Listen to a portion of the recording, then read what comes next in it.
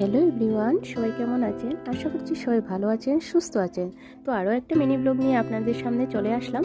তো সকালে সবার প্রথম উঠেই আমি আমার যেগুলা ডেলি রুটিনের কাজ থাকে ওইগুলো সেরে নিয়ে ফ্রেশ হয়ে তারপর চলে এসেছি সবাইকে খাবার দাবার বানিয়ে দিয়ে তারপর নিজের জন্য খাবার বানিয়ে নিয়ে আসলাম।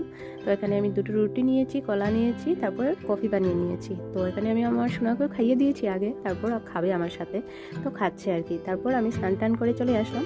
তারপর আমি শাড়িটা পরে নিয়েছি আর এসে পুজো দিয়ে দিচ্ছি। তো পুজো দিয়ে আমি এবার রান্নাঘরে চলে আসলাম। তো এবার আমি রান্না করব। তো আজকে রান্না করব একটি চাটনি আর সাথে বড় মাছ দিয়ে তারপর কারকুল দিয়ে একটা তরকারি। আর ওইদিকে আমার ননদ বাসনগুলো ধুয়ে রাখছে। তো এই যে এটা আমার পটলের চাটনি বানাচ্ছি। তো এটার মধ্যে পেঁয়াজ, রসুন আর পটলের যেগুলো বিচি থাকে ওইগুলো দিয়েছি, কাঁচা লঙ্কা দিয়েছি, তারপর ভালোভাবে ভেজে নিচ্ছি। তারপর এগুলো ঠান্ডা করে গ্রাইন্ড করে নিলেই হয়ে যাবে আমার চাটনি। এই যে আমার চাটনি রেডি হয়ে গেছে। তারপর আমার রান্নাটাও কমপ্লিট হয়ে গেছে। তারপর সবার জন্য ভাত করে নিয়েছি। আর এখন চলে আসলাম রাত্রিবেলা। তো অনেকটা গরম পড়েছে, আবার একটু ফ্রেশ হয়ে নিয়েছি।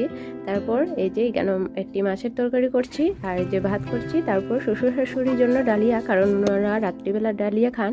তো সন্ধ্যার চায়ের বাসনগুলো মেজে নেব। আর এই যে এখানে চলে আসলাম ঘরগুলা গুছাতে। তো আমার গুছানো কমপ্লিট হয়ে গেছে, এখন বাজে রাত্রি 9।